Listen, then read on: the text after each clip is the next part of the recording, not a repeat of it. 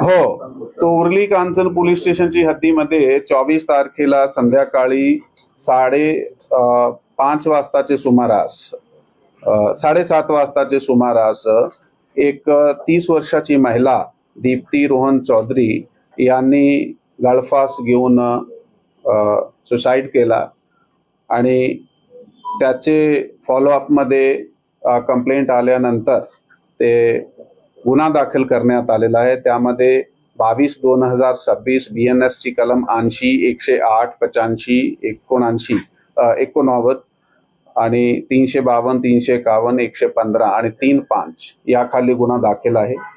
याच्यामध्ये जे ॲलिगेशन आहे ते त्याचा जो पती रोहन कारभारी चौधरी, धीर रोहित कारभारी चौधरी, त्याचे सासऱ्याचा आणि त्याची सासू याच्या विरुद्ध FIR दाखल करण्यात आलेली आहे आणि त्या गुन्ह्याच्या तपासामध्ये त्याचे पती रोहन कारभारी चौधरी आणि सासू सुनीता कारभारी चौधरी यांना अटक सुद्धा करण्यात आलेली आहे।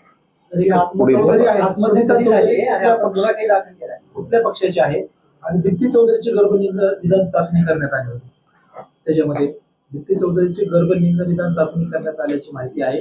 त्या संदर्भात गुन्हा दाखल होणार आहे का, केलेला आहे का, आणि दीप्ती चौधरीची सासू आहे ती कोणत्या पक्षाशी?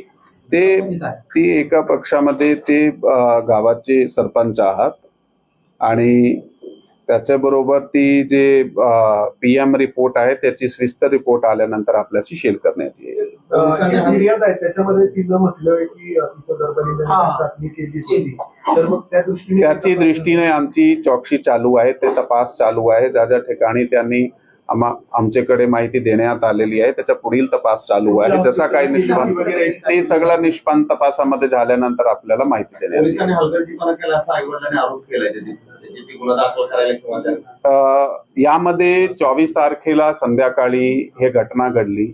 घटना घडल्यानंतर पोलिसांनी घरजडती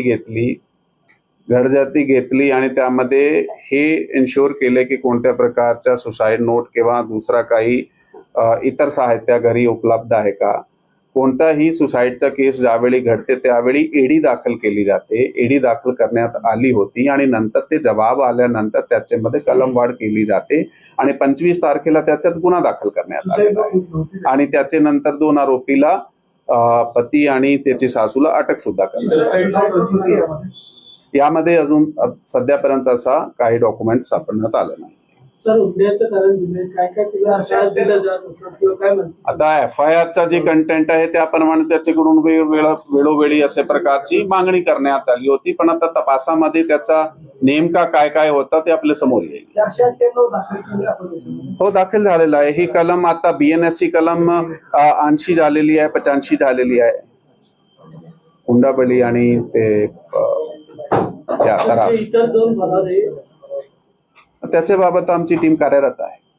जी, थँक्यू। जो सुपारीचा गुन्हा आहे तर त्याच्यामध्ये जो आरोपी आहे त्याच्यात सांगितलं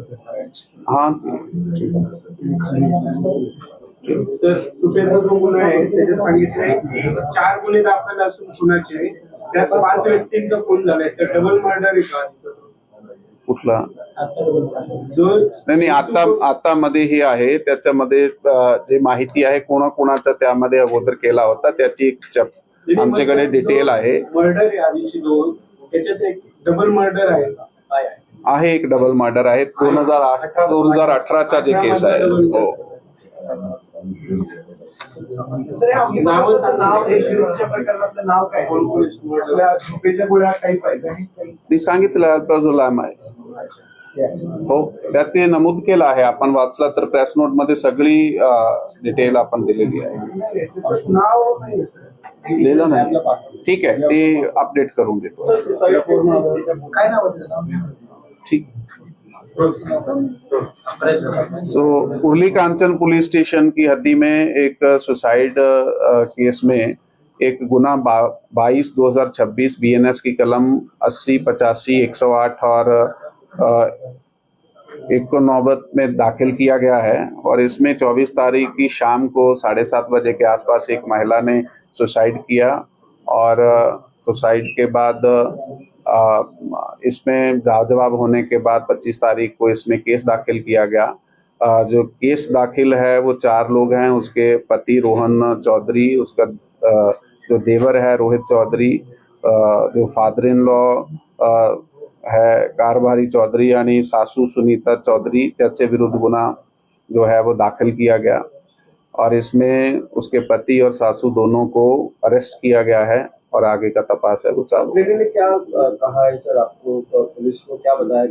एफआईआर के कंटेंट जो है उसके मुताबिक बार बार उससे कुछ तो मांगनी की जाती थी, डॉरी वगैरह की, इस तरह के उनके एलिगेशन और हरासमेंट की जाती थी। इसमें नहीं, महिला जिसने सुसाइड किया उसके बारे में नहीं, उसके बारे में वो जो एलिगेशन की आप बात कर रहे हो उसमें जो दिया गया है कि उन लिंग निर्धारण की बात की गई है, उसमें हमारा तपास चालू है। जैसे ही उसमें कोई अपडेट आएगी तो आपको अवगत किया जाएगा। Thank you. सरपंच हाँ, तो